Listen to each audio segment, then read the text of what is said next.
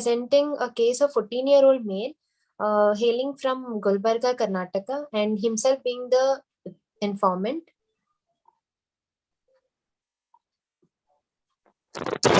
He came with complaints of cough since 2 months, complaints of breathlessness since 2 months, and complaints of swelling all over the body since 5 days. Coming to the HOPI, it's a 14-year-old male, came with complaints of cough since 2 months, insidious in onset, productive, yellowish and purulent sputum, which is about copious amount, approximately a big cup, weighing about 100 ml, more on lying down on the right side, non-foul smelling and non-blood test, with complaints of breathlessness since 2 months, insidious in onset and progressive in nature. Initially, he was able to climb the stairs about 7 to 8 and walk about 700 to 1 kilometer on a level ground.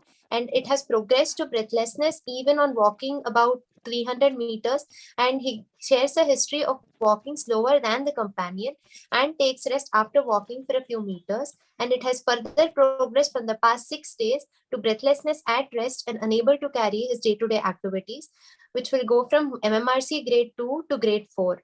And breathlessness, he complains as of more on lying on the right side, and he feels better on lying on left side and on sitting.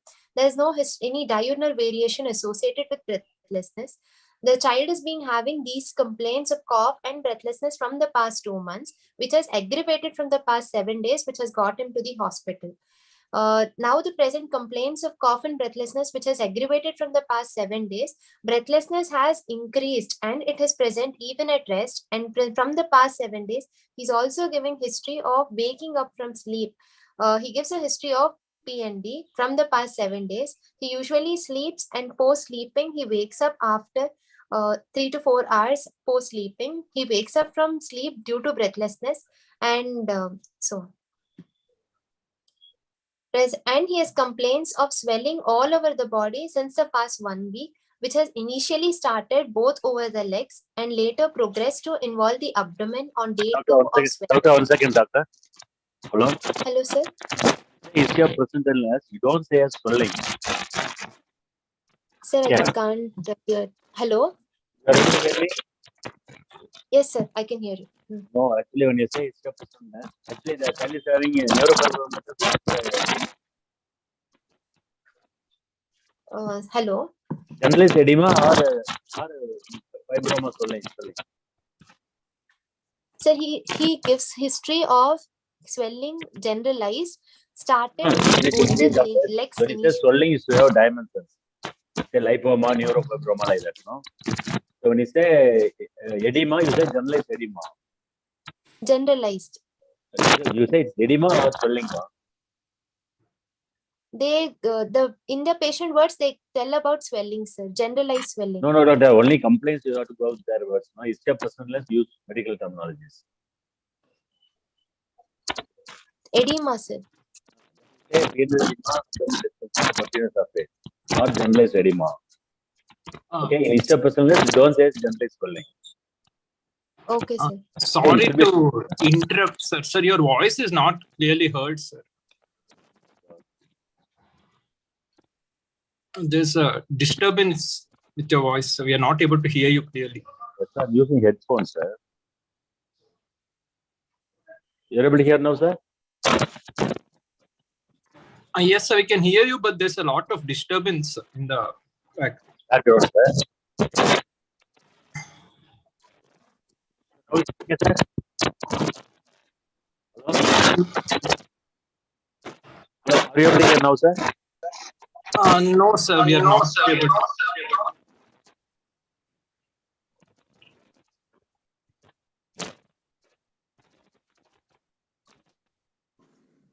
Hello? Hello. Now you are able to hear, doctor? Yes, sir. Yes, sir. Now we are able to hear. Okay, I'm using the computer speaker, sir. Okay, no problem.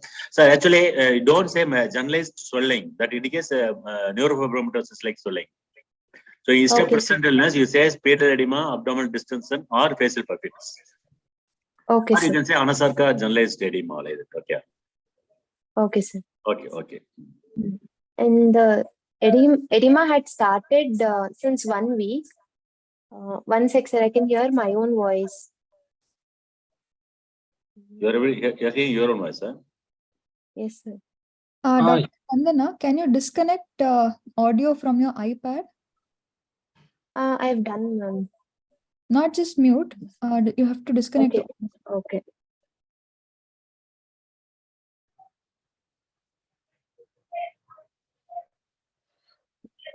Yes, sir. Shall I continue? Okay, doctor. Complaints of swelling all over the body, Hey, which swelling, initially don't say started. swelling. Don't say swelling. Sorry. Okay. Generalized edema. Okay. Generalized edema, which started initially over both the legs, and on day 2 it had progressed to involve the abdomen, and started involving the face by day 4, with no diurnal or variation associated with the edema, and no aggravating or relieving factors with the edema. Okay. And there is no history of fever. I asked this to rule out any acute lower respiratory tract infections associated with it. So no history of fever, or no history of any hurried breathing, or no history of bluish discoloration.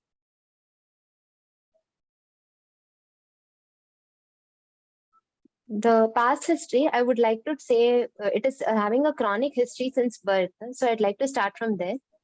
The mother gives history of hurried breathing since birth on day 4 of life, for which the child was admitted in an ICU for 7 days. And there the mother was told that the child had a backbone deformity and underdevelopment of the lungs on the left side. Following this, the child has history of recurrent admissions in view of fever, cough, and hurried breathing since birth, about 2 to 3 times per year, each episode lasting for 5 to 7 days. But the child was treated on OPD basis for the same, with nebulizations and injections. And they also give history of homeopathic medications for the same. These symptoms have increased frequency from the past 2 years, with 3 admissions in the last year, with the complaints of cough, fever, and breathlessness for 10 to 14 days. And lastly, he was admitted 4 months ago with complaints of cough, fever, and breathlessness and swelling for 10 days. And he was given injections and nebulizations at that time. At that time, he had got a heart scan and was told to be abnormal, and discharged with certain oral medications which he had taken for a week and stopped. Details not known. There's also history of pulmonary tuberculosis diagnosed at 6 years of age, but the child had taken only treatment for 2 months and stopped. And there was a history of readmission for, again, pulmonary TB at 12 years of age, and he had taken treatment for 6 months, and post-treatment he was evaluated with sputum examination and was told to be normal. Family history. This is a third-born child to a second-degree consanguine. Complaints in the family, no history of TB in the family. Antenatal history, the mother did not have any antenatal scans and no regular antenatal visits. Natal history, the child was a home delivered baby at 9 months, and the child had cried immediately. On day 4 of life, the mother had noticed hurried breathing, for which she had taken the child to Kannagi Government Hospital and had an NICU admission for 7 days. And there the mother was told that the child had backbone deformity and underdevelopment of lungs on the left side. Coming to the diet history, the child is on family diet, mixed diet with total calorie deficit of 33% and protein deficit of 21%. Doctor, 1 second, doctor. Yes, sir. Doctor, is a respiratory system case, no? Yes, sir. Then you have to add a lot of things, doctor, like history of aspirations, convulsions, any dental extraction. Now, child is 14 years old, no? Yes, sir. Okay, then you have to include all this history. Any bad child rearing practices like installation of oil into the nose? No, sir. No such those things you have history to of. include, doctor. Okay, sir. Like burning of incense and any convulsions, dental extraction, which will lead to aspiration, pneumonia. Also, any history of anesthesia. So all these things I feel you can add, no? And foreign body aspiration, recurrent aspiration, and any history of G or D. Any registration of feeds. Okay, those things I feel it's better to add now. Okay, sir. Okay, don't take it for granted for it is a consultative concern, no? Okay, it has started from newborn, it's okay. But any such history you have to ask in the past illness. Especially Yes, bad child rearing practices, no? Any installation of oil into the nose, or burning of incense and inhaling that, no? And blowing of nose. Yes, sir. So all these things are happening in Tamil Nadu. I don't know about Karnataka. But I Yes, feel sir. This installation the of oil, installation of oil in the nose and the oil bath and all that is very common. They'll get aspirate, no? Yes, sir. And any recurrent aspirations in any tracheostomy fistula, started from right from birth, no? Any H type of tracheostomy fistula, they can have recurrent aspiration which will predispose to pneumonia or bronchiectasis. Yes, sir. Okay, and I feel you have to go in some details in history of past illness at least. Okay. Yes, sir. And also, you think of pneumonia also, no? Or bronchitis Yes, sir. alone? Recurrent pneumonia. No, sir. Pneumonia. Then, Pneumonias only. okay, Every time recurrent admission, he presented with cough, cold, and hurried breathing only. okay. Then why you not go for history of grunting, ural sinuses, but inability to drink? So severe pneumonia, those features I feel you can mention. Yes, The sir. child had inability to drink, convulsions and grunting, all those things, no? Yes, sir. Okay, if you go a little bit detail, no, it will be better. Yes, sir. Also, history of measles and whooping cough will be better. No? Whooping cough, although it is rare, we are seeing 1 or 2 cases nowadays. So it's a measles sir. and whooping cough, they are predisposed to recurrent pneumonia. Yes, sir. Okay, so those things I feel you can go in detail for history of personal past illness. Okay.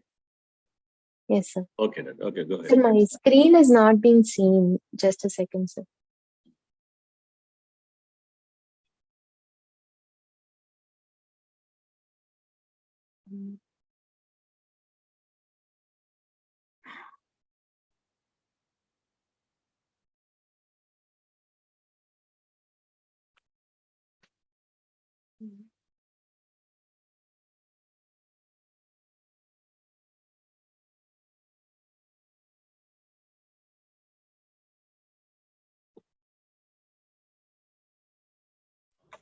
You disconnected from your iPad and Spandana. I'm re-logging, sir. Yeah.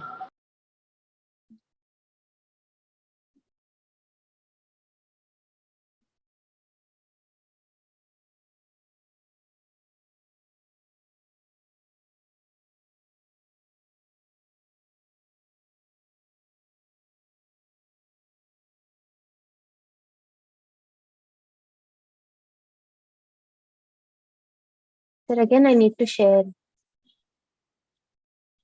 Yes, you need to share again.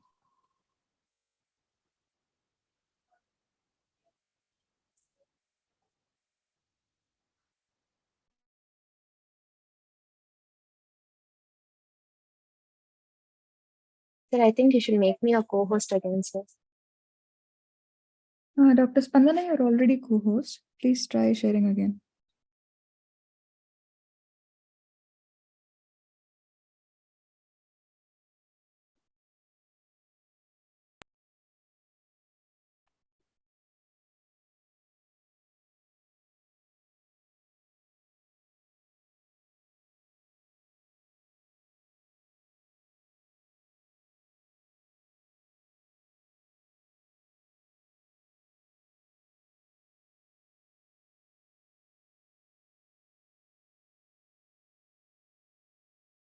Sir, it's getting loaded.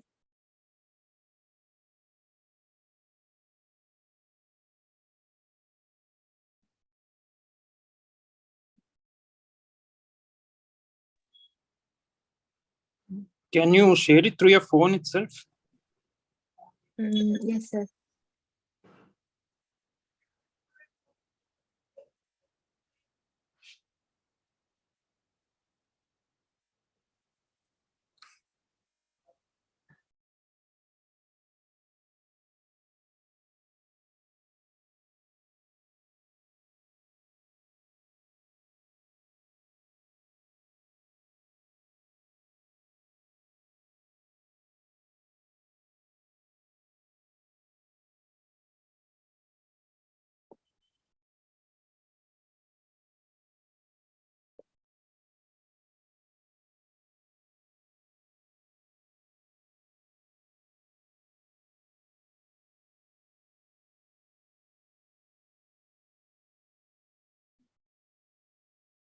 Now seen, no, sir? Yes, I'm able to see, doctor. Come on, continue. Yes, sir. Coming to the immunization history, the child had taken only birth dose of vaccine and BCG card present, but optional vaccines not taken, and no other vaccines taken. Developmental history, the child is currently studying in 9th standard with average scholastic performance, and there is history of school absenteeism due to illness from the past 2 months. And socioeconomic history, they belong to a lower middle class, 5 members in the family, Pakka house, separate bathroom, separate kitchen, with firewood cooking present, and there's history of indoor smoking and alcohol consumption by the father.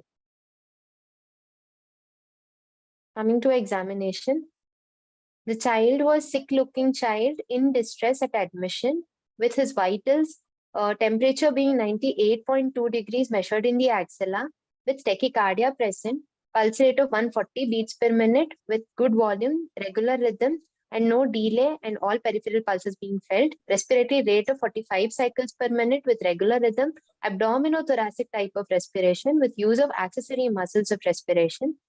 Saturation being 82% under room air and 94% with oxygen of 4 liters. BP being 100/70 between 50th to the 90th centile.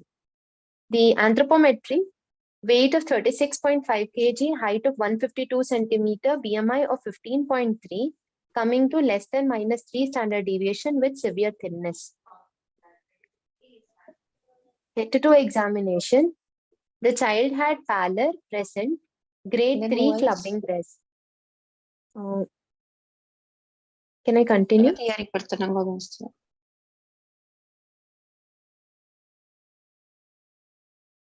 Sir, can I continue, sir? Yes, you continue, doctor. Yes, sir. So pallor present, grade 3 clubbing present, bilateral lower limb pitting pedal edema present, no icterus, cyanosis or lymphadenopathy, and there is chest and spine deformity with scoliosis present. I'll be explaining in detail in systemic examination.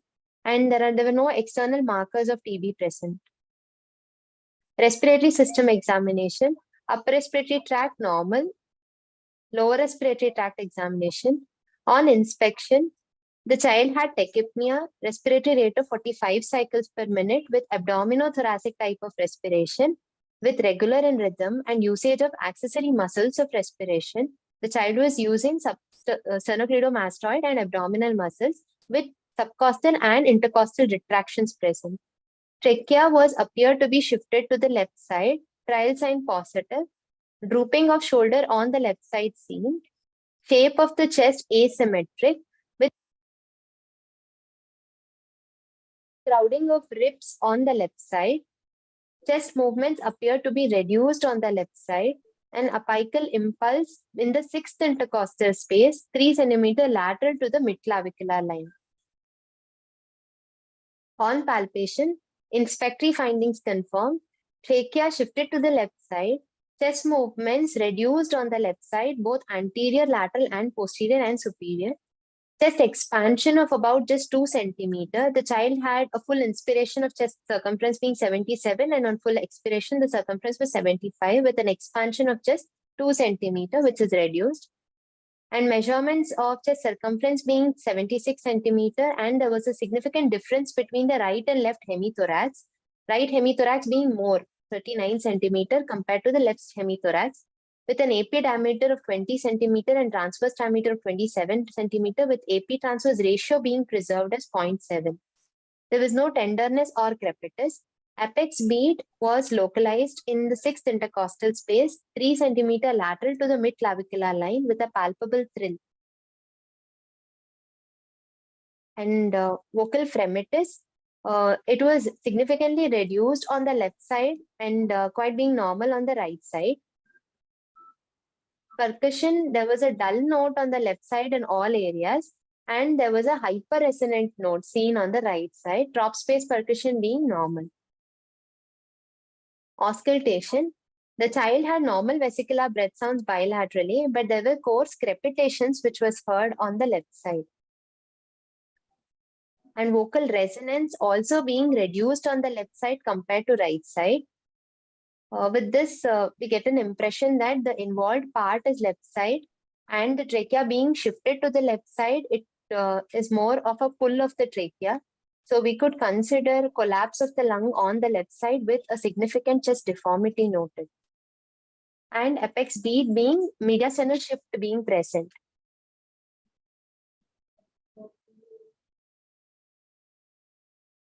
Cardiovascular system. On inspection, JVP being seen elevated. There was no precordial bulge, no dilated veins or scars, and apical impulse being seen on the 6th intercostal space, 3 centimeter lateral to the midclavicular line. And on palpation, apex beat seen in the 6th intercostal space, 3 centimeter lateral to the midclavicular line with a palpable thrill. And on auscultation, the mitral area, there were S1 and S2 heard. In the tricuspid area, S1, S2 heard with a systolic murmur of grade 3 with no radiation, best heard with the diaphragm. And pulmonary area, there was S1, S2 heard with a loud P2. And aortic area having S1 and S2 heard. With this inference, we can make out that the child was in having right side heart failure signs with elevated JVP and tachycardia being present, with like loud P2 heard in the pulmonary area, with evidence of a murmur in the tricuspid area. And what murmur, Dr.? Pansystolic murmur? Is it a pansystolic murmur? Sir, it was a pansystolic murmur, sir, with grade 3, sir. Tricuspid, so that's tricuspid regurgitation, huh? Yes, it's a suggestive of tricuspid regurgitation only, with a background of loud P2. And with right side. Was this reflected in JVP? Sir?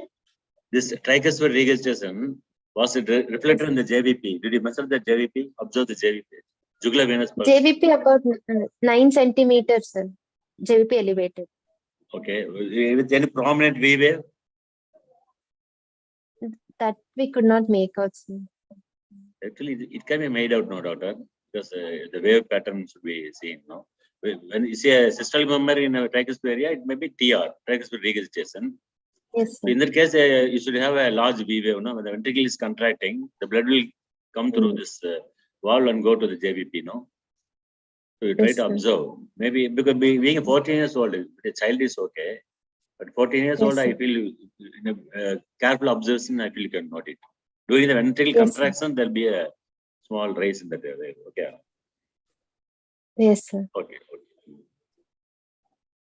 And per abdomen, on inspection, the umbilicus is normal, no scars and sinuses, and no dilated veins.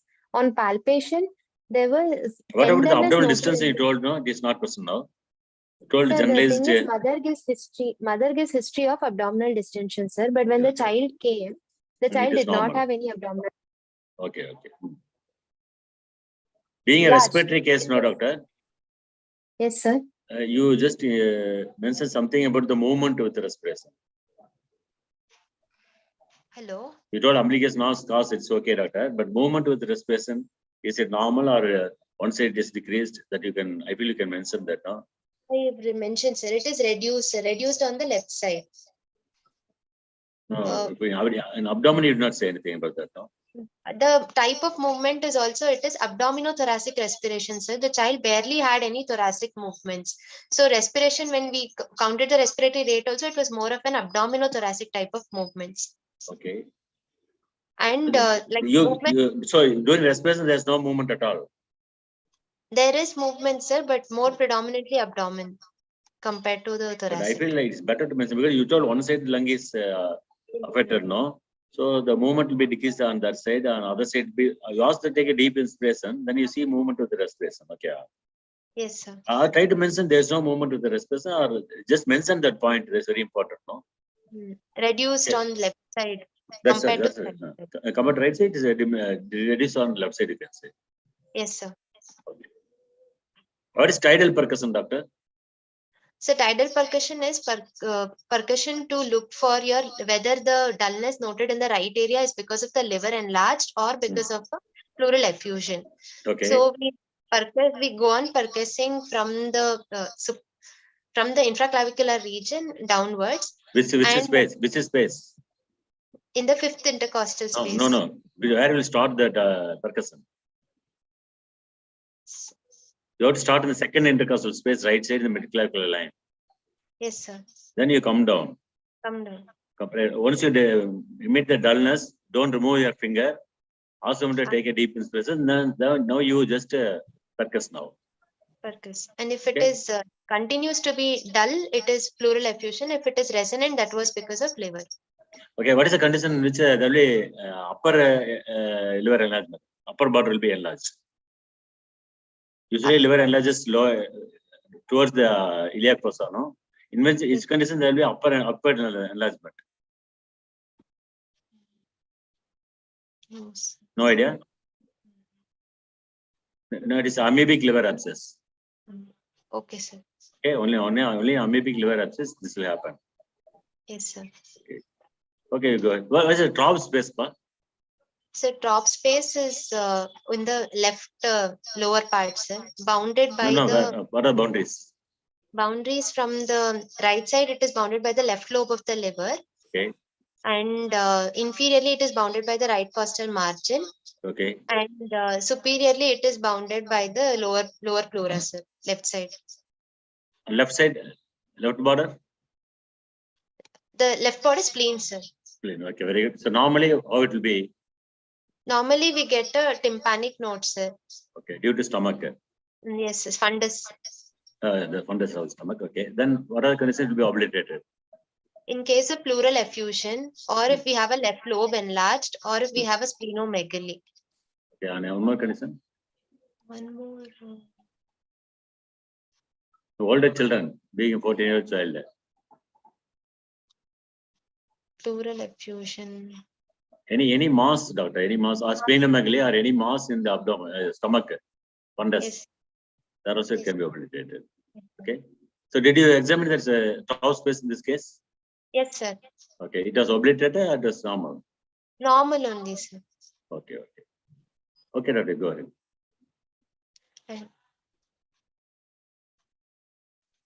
Per abdomen examination. Inspection, umbilicus being normal, no scars and sinuses, no dilated veins. On palpation, there was tenderness noted in the right iliac fossa, and the liver borders were also firm. Liver was palpable about 4.5 centimeter below the costal margin with a span of about 14 centimeter. It was a congested liver, sir, which was tender. Secondary to right heart failure is what we considered. Okay. And on percussion, there was no free fluid noted, and auscultation bowel sounds heard. You could have mentioned about hepatojugular reflex, no? Yes, sir. Hepatojugular. Actually, we did, sir. There was an elevation. You mentioned that, doctor. Yes, sir. Okay, because with this being a right heart failure and enlarged tender firm, enlarged tender, what about the firmness or soft? It was firm, sir. Firm only. It's not soft. Like sharp borders we had, sir. No. If it's not soft, then how can you say it's failure, doctor? Firmness is long duration, no?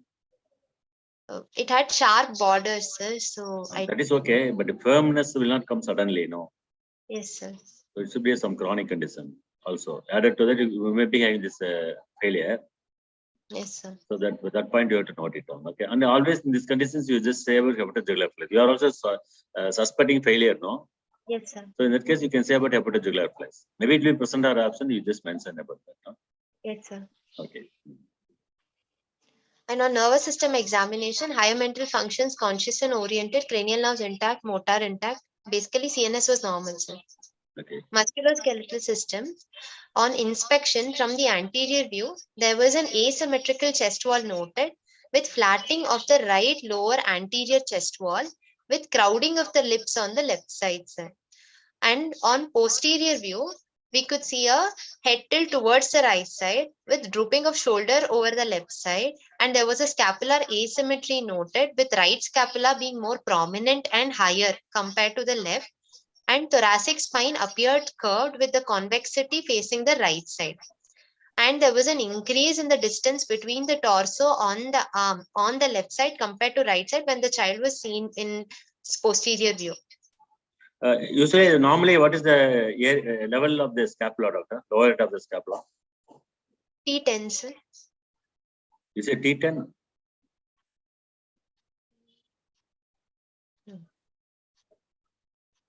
Is it T10, doctor? I feel in these cases, you have to mention that, doctor. Yes, sir.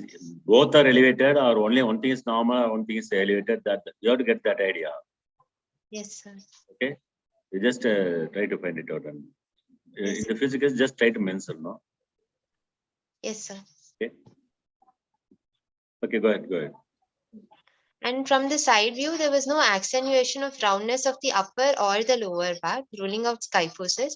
And What is primary scoliosis? What is secondary scoliosis? Pa? This was primary or secondary? so this is primary scoliosis, sir. So what is the difference between primary and secondary scoliosis? Like the etiology wise, there will be difference, sir. What is the difference, doctor? Sir, scoliosis occurring because of a bony deformity as such, Okay. congenital, Hmm. will be considered primary scoliosis, sir. Okay. And Secondary scoliosis? sir, Secondary scoliosis? secondary scoliosis is secondary to underlying lung pathology or something. Because of that, No, doctor. It's not like that. No. See, actually, if the child or a person is having scoliosis, actually they'll be tilted towards the right side. No, they'll be bending towards the right side or left side. No, they can't walk like that. No. yes, So sir. to compensate, they'll just do a movement on the opposite direction, and they will be walking. On Okay. lying down or in the bed, no, that will be obliterated. Yes, sir. So that is an adaptive mechanism. Okay. So primary scoliosis will not get obliterated on lying down in the bed, no. Yes, sir. But secondary scoliosis on lying down will get obliterated. There's a adaptive mechanism by the patient, whereby you yourself can do that. No, you can bend right side. You can't walk just like that. No, you will try to make your head the vertical direction. So that's Yes, a sir. secondary C curve is called as secondary scoliosis, which is Okay, not a permanent problem. On lying down, that get obliterated. Yes, sir. Okay. Okay. So on doing a Adams forward bend test, wherein we basically make this patient stand and ask him to bend forward with knee being extended and bending forward, and we are trying to look the patient from the sideways. There we try to notice any asymmetry of the torso present or any prominent of the rib that was noted here. Prominent of the rib on the right side. So this was examination pointing towards scoliosis, sir. Okay. Towards the right side. To summarize, here was a 14-year-old male with a significant past history of spine deformity since birth, with recurrent respiratory tract infections, with previously treated pulmonary TB, came with complaints of cough and breathlessness since 2 months, which has aggravated from the past 1 week, with edema from 1 week, generalized edema from 1 week, and on examination having right heart failure signs with collapse of the left lung, with compensatory hyperinflation of the right lung, with right-sided scoliosis. Probably a lower respiratory tract infection secondary to the congenital scoliosis and recurrent respiratory tract infections, which had led to bronchiectasis with grade 4 breathlessness with complications of right heart failure. Bronchitis at what side, pa? Left side, sir. That you mentioned, doctor. Left lower lobe or lingual lobe or upper lobe? Sir, clinical findings is basically bronchiectasis like involving the entire cell. We could not make out any difference. So whole lung is involved, huh? Lung, sir. Okay. What is the common site for the bronchiectasis? Lower. No. What is the commonest site for bronchiectasis? Generally, I'm asking for any foreign body aspiration, which is the common site that you have to know. Okay. So base of the lung will be only second. Common site will be the right middle lobe. In the foreign body aspiration will lead to right middle lobe. Yes, sir. And second is lower lobe. And then lingual lobe also can get affected. Yeah. Okay, sir. In foreign body aspiration, why right lobe is involved? Commonly involved. But sir, what are the reasons why that right middle lobe is involved? Sir, it is because of the angulation of the trachea. It is more in straight with the Okay, very good. So foreign body usually goes there. Very good. Then second point. And that's it. Actually, hilar nodes, no, tuberculous hilar nodes. Yes, sir. Usually affects the right middle lobe, and also there will be no collaterals. Yes, That right middle lobe, no, so they'll get easily get into problem. Yeah. So it's a cause why bronchitis is the affects that in foreign body as well. Okay. Yes, sir. And one more suggestion, doctor, you told see that you written as pulmonary TB, no? Yes, sir. That don't write that such abbreviations, no? Tuberculosis. At least in the PG, you're a postgraduate, no? Yes, sir. So don't write as TB like that. No, tuberculosis, right? You write tuberculosis, pulmonary tuberculosis. Don't write such abbreviations, no? Okay, sir. Also, in this case, you have to write as capital T. Yes, sir. Whatever may be, but avoid such abbreviations, no? Okay, sir. Okay. So go ahead, doctor. So with this history, I would like to give a diagnosis of right-sided congenital scoliosis with bronchiectasis, with right heart failure, with left lung collapse, and right-sided compensatory hyperinflation with cor pulmonale, with severe thinness with moderate anemia. What is severe thinness? Less than minus 3 standard deviation, BMI, sir. Can't you have a better terminology? I don't know. We are not using this term here, no? I don't know about you in Karnataka. Severe thinness, is it acceptable terminology? Hello? Spandana? Yes, sir. Is it Yes, sir. acceptable terminology that I don't know because we are not using this terminology in Tamil Nadu. Okay. Okay, you just look into it. Huh? So you mean it is a case of severe malnutrition? Yes, sir. Malnutrition. Okay. With 14 years, anta we told. That's okay. That's okay. You can't say same 14 years old, but you can say undernutrition or something like that. No? Severe thinness, no, I don't know. I have not heard of this terminology here. No, you just verify. Okay. Yes, sir. Okay. So now, okay, go for the next. What are Yes. Investigations. HP 11.5, total kinds of 13,900 with the differential count of neutrophilic predominance, 73% neutrophils and 20% lymphocytes, suggestive of infection. And what's the platelets, two? What is the 20.2? lymphocytes, sir. 20 is okay. What is the 0.2? Percentage, sir. 73% neutrophils and 20.2% of lymphocytes. It's a percentage. You put as percentage, right? This indicates like 73 neutrophils and 20 lymphocytes. Percentage. Just write as percentage. Okay. Yes, sir.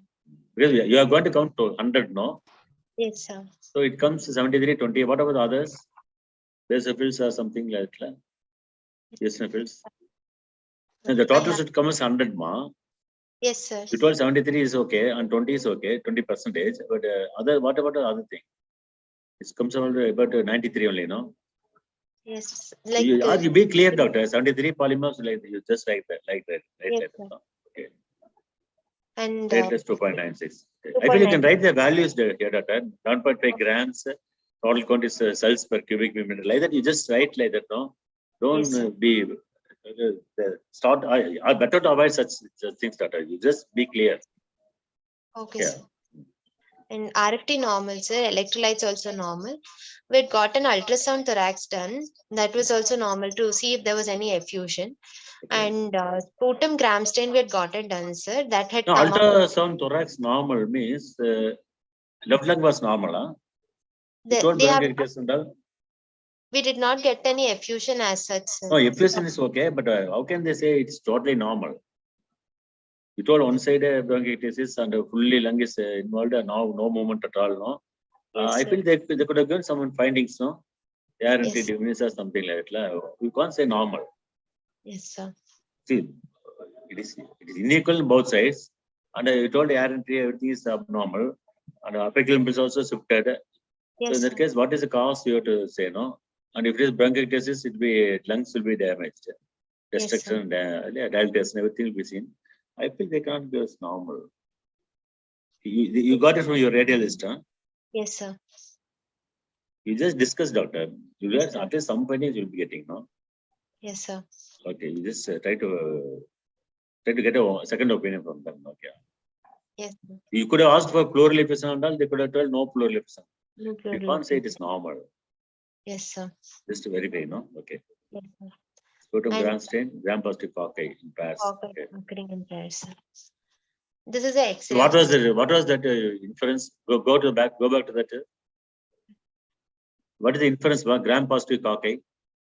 Sir, it could be associated strep pneumonia infection, sir. Okay. Or pairs. Okay. They could have given a streptococcal. There's only gram-positive cocci. Yes, sir. Like culture we have sent, sir. We are supposed yet to collect, sir. Okay. Then go ahead. And this is the X-ray, sir. Hmm. X-ray showing scoliosis of the right side with there is mediastinal shift, sir.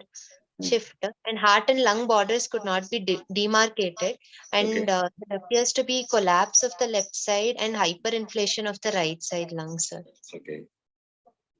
Now, how are you saying it's hyperinflation, doctor? What are the point to say it's hyperinflated?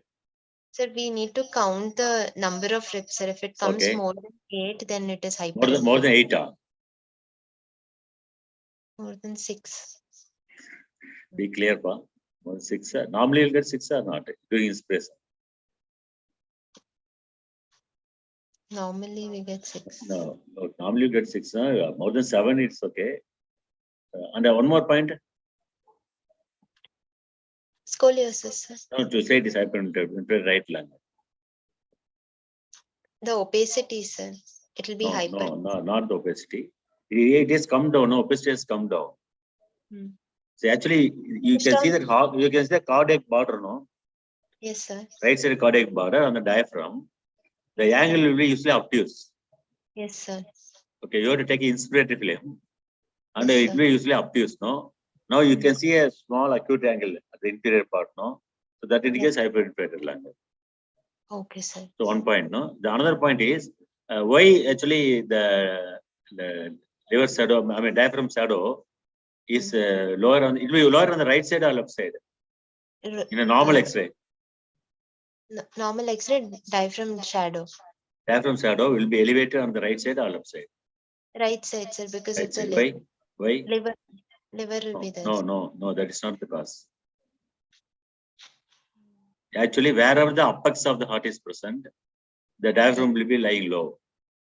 Okay, sir. Okay, in situs inversus, total is, or in dextrocardia, dextroversion, you can see wherever the apex is seen, the diaphragm will be lower side.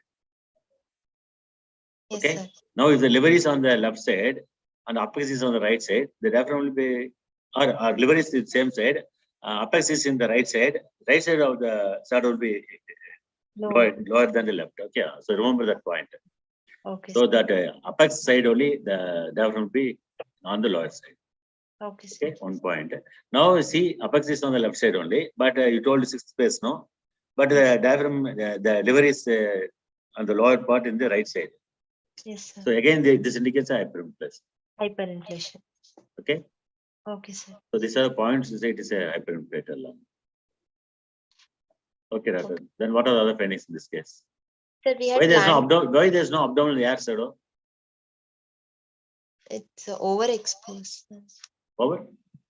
Exposure is not proper. No, doctor. Overexposure means you'll be having a lackluster, no? No, sir. Or it can be underexposure. Underexposure. But whatever it may be, but you should be seeing some shadows, doctor. But it's nothing is seen there. Okay. So in some conditions, if it's a newborn case, no, then you have to think of a tracheostomy fistula or something like diaphragmatic hernia. Okay, sir. Okay, all those things. Okay, then. Go ahead. So we have planned for a HRCT thorax, sir. Okay.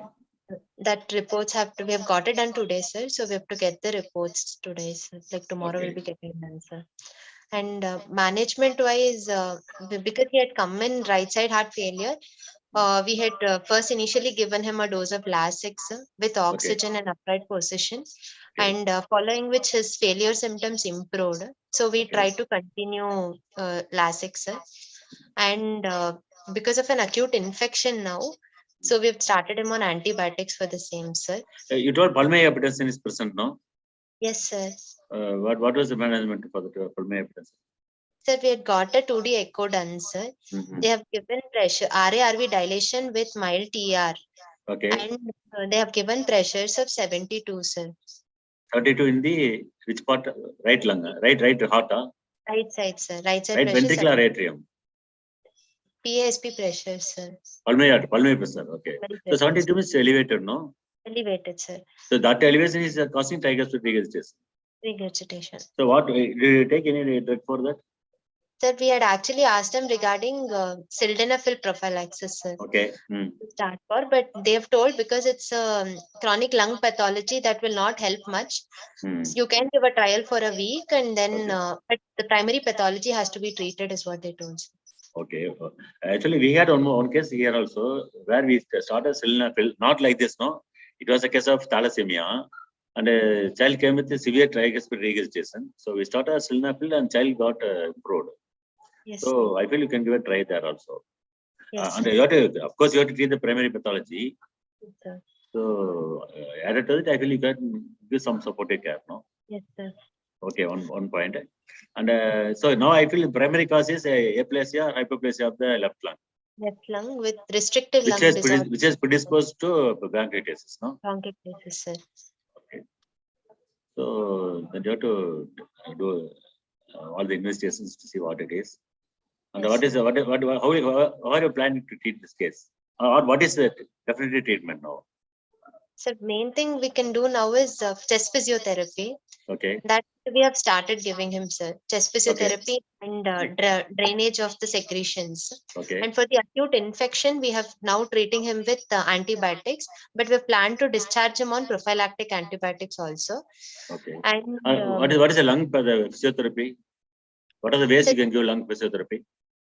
Sir, there are 20 positions where depending on whichever lobe is affected, the lobe affected should be on the higher side in order to drain towards the gravity, sir. Okay. And we can do it like a vibration technique or a percussion technique with cupping, sir. Cuffed percussion, okay. And there is breath. Anything you can do for the child? These are all things you can do, doctor, but something interesting you can do for the child which will improve the expansion of the lungs, no? Spirometry we are giving, so we are making him Very do, good. sir. Okay, spirometry. And a spirometry will be hanging only in the hospital. At home, he has that balloons spirometry. Inside Very the good. Okay, balloon. Can you ask him to blow balloons? Okay, then what else? And see, the child, small child, the child is crying, no? Just allow sometimes the child to cry. And second thing is singing a song or counting number. After taking one breath, no, you ask them to count numbers. Yes, sir. So see, we can take a deep breath and we can count up to 35 to 50. So that will be a challenge for the child, no? They'll try to do that. Yes, or even you can just ask them to blow water, no? You just put 2 bottles and from this bottle you can just blow, connect the tube, both the bottles, so that the other bottle will fill. So ask them to, this will play for the child, no? 2 children can play like that, no? And blow balloons or sing a song. Yes, ask them to sing a song, no? So these things will be a physiotherapy which will improve the lung functions. Okay, sir. Okay, apart from we are doing a cup percussion, postal drainage, all those things, we can ask them to do this, some play in the house. Especially blowing balloons will be easy for them. Yes. Okay. Okay then. So in the management, apart from chest physiotherapy and prophylactic antibiotics, we need to focus on the nutrition status because of a chronic disease. Okay. And optional vaccines which he has not taken, we can still give him. Okay. And we are supposed and actually, to. they ask you to give influenza and pneumococcal vaccine especially. Yes, sir. Because they'll be getting. Okay. Usually in these cases, no, they'll get infected easily. Yes, sir. Okay then. And definitely. Tuberculosis part you are treated, no, or you are seeing any for any exacerbations? No, sir. Like repeat CB NAT had come out to be negative, and this admission also we got it done. It has come out to be negative. It was 2 years back. Okay. And definitive treatment is lobectomy, sir. Okay, good. That we have to plan for, sir. It's such a chronic problem, not responding or poor response, no, they're better to go for lobectomy. Okay. Yes, sir. And what are the indications for good prognosis in bronchiectasis, doctor? What are the cases they'll have good prognosis? Sir, if he's in the pre-bronchiectasis phase, then the chances of reversibility is there. Okay. Metacity proven, there might be chances. Okay, but then. established bronchiectasis unlikely to improve, sir. No, that's okay, doctor. I'm asking good prognostic signs. Prognostic signs. Yeah. Young age, Young. the prognosis will be better. And locator, one side or unilateral, or only one part is affected, the prognosis will be good. Okay, sir. Okay. And only lower part is involved, again, the prognosis can be good. Okay. So there are some good prognostic indicators that you should know. And the response to antibiotics is good, then again the prognosis will be good. Good. Okay. Okay, sir. And what is pseudobronchiectasis? What do you mean pseudobronchiectasis? Don't know, sir. In whooping cough, you have only dilatation, no destruction. Okay. So when you say bronchiectasis, is DD, destruction and dilatation of the bronchus. No? So in a whooping cough, only you have dilatation, no destruction. No?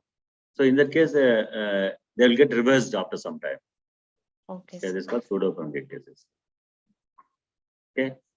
Yes, And what is the earliest sign of bronchiectasis? The earliest change in the lung?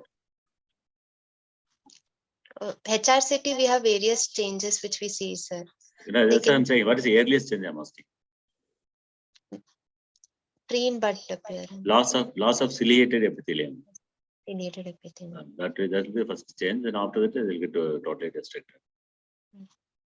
Okay. And can you mention some syndromes which will be associated with bronchiectasis? Because this being a congenital condition, which is skeletal abnormality and all is saying no. So what are the conditions? What are syndromes that are associated with bronchiectasis? Sir, there is Munier-Kuhn syndrome, sir. Okay. There is absence of the tracheal rings. Very good. And there is half nail syndrome, sir. Yellow nail syndrome, sir. Yellow nail syndrome. Okay. Yellow nail syndrome. Can you say the features of yellow nail syndrome?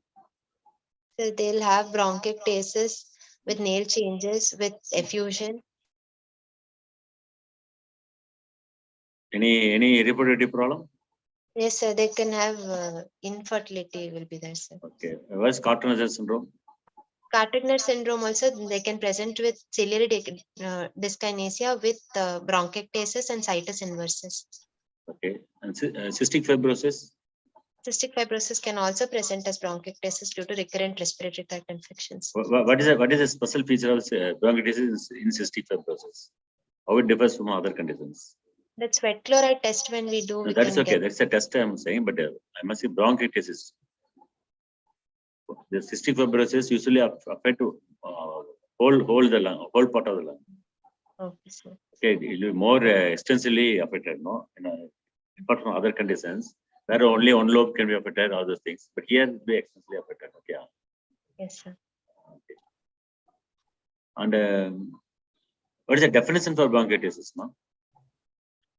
It is permanent dilation and destruction of the distal airway, distal airway beyond the terminal bronchioles.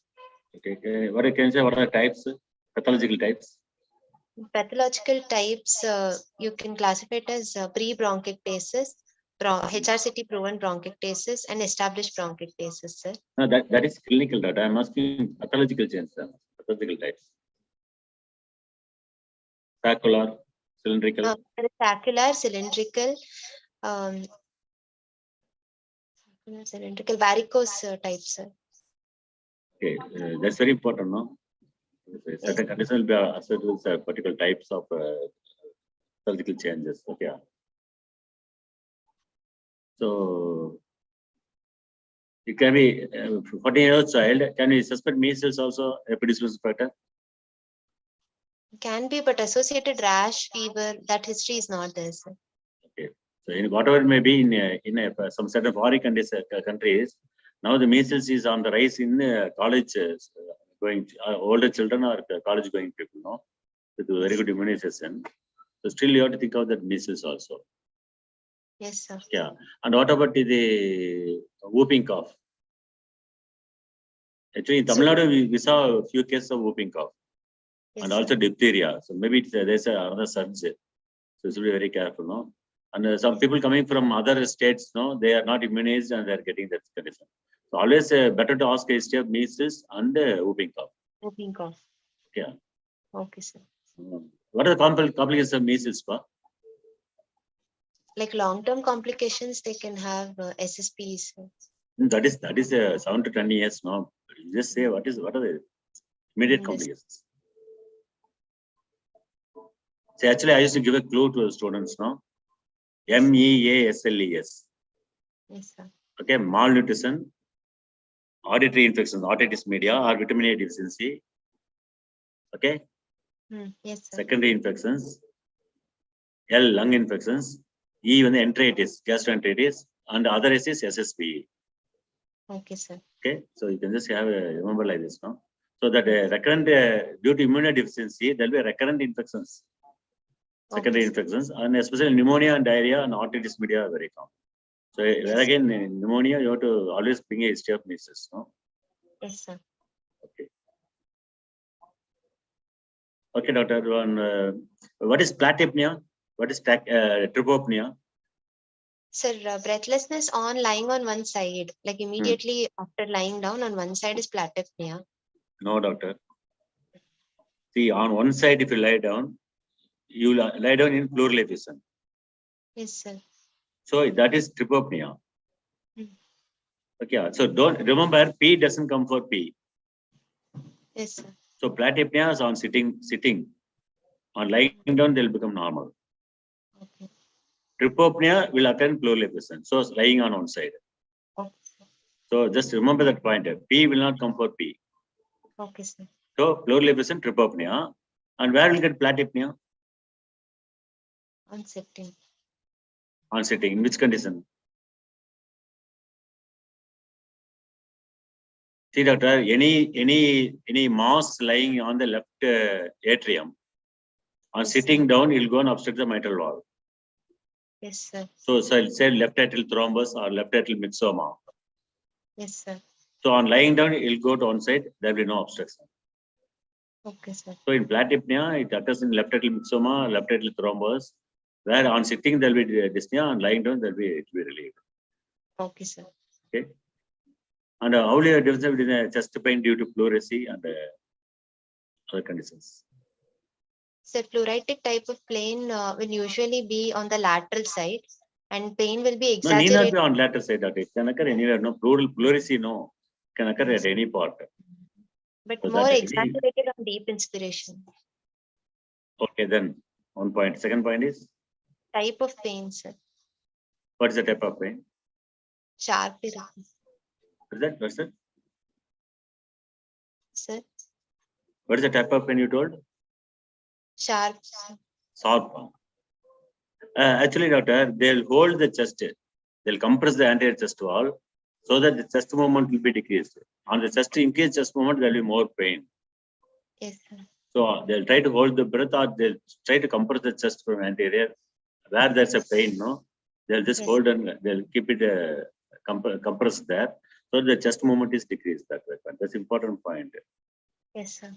Okay, other pains, no. Usually you'll get a costochondritis. Yes, sir.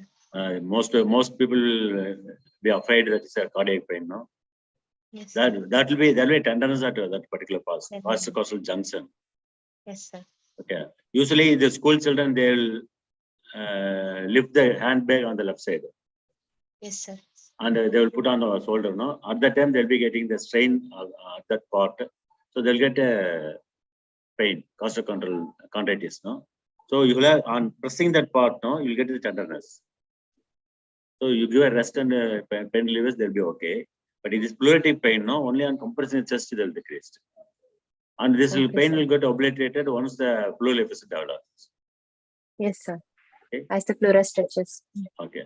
And one more point you have to remember is, I've seen a lot of cases where during telarchy there will be a pain. The chest wall. Again, we'll be confused with this for pleurisy and all this costochondritis and chondritis, all those things will be confusing. But usually during telarchy, the girls will get some pain there. So you should be able to differentiate between all these pains. Now, of course, cardiac pain, no, it on walking, on running, it will be exaggerated. And on rest, it will be coming down. And it will be like something is kept on the chest wall and compressed. Some weight is kept on the chest wall and that will be compressed. So that type of pain will be seen cardiac pain. Yes, sir. Okay. Okay, doctor. Then anything to be told? Any other point you want to say? That's all, sir. What is the differential diagnosis for this bronchiectasis? So we should, because with the clinical presentation, when they present with cough and that copious amount of sputum, we should think of any localized pathology like abscess. Okay, then. And because of this bronchiectasis presentation, we should also other syndromic association should be ruled out, sir. Okay. What is sequestration of lung? What do you mean by sequestration of lung?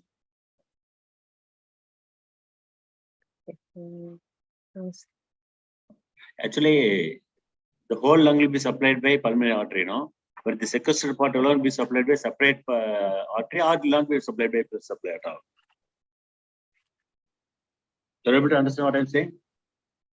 Yes, sir. Whole. That part alone will be supplied by separate blood vessel, or it will divide off any blood supply. That's called sequestration of the lung. Okay, sir. Yeah, that you have to have it in the mind. And what are the complications for bronchiectasis? What are the complications you'll be anticipating or will be observing? So they can have recurrent respiratory tract infections resulting in fibrosis of the lung. Okay. And they can have right side heart failure as in this case, sir. Okay, okay. And they can have like amyloidosis can also develop, sir. Very good, okay. And it can develop pulmonary hypertension. Okay. Then chronic granulomatous That disease will lead to can cor be- pulmonale. Pulmonary hypertension leading to cor pulmonale. Okay, then. Pulmonale. Chronic granulomatous lung disease Okay. can happen, sir. Actually, doctor, you have to Fungal think of infections are- you have to think of any lung abscess, or these infections can spread to other point leading to septicemia or pyemia. Yes, sir. Okay, and another thing is they develop pleurisy. Also, hemoptysis. Sometimes they can develop a severe hemoptysis. Yes, sir. Those things are, and of course, pneumothorax. The rupture to the pleura, that does pneumothorax. Yes, sir. Okay. Any other points to be contributed by anybody?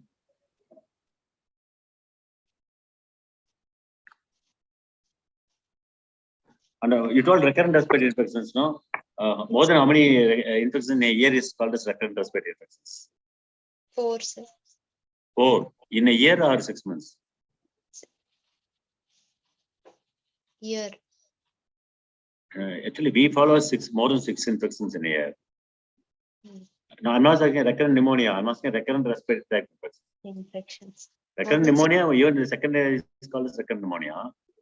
But recurrent respiratory infection, you call more than 6 as significant, no? Yes, So why sir. up to 5 it doesn't call as significant?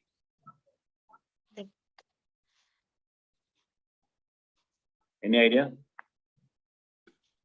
Any other postgraduates they can answer? What is interference, ma? You heard of interference?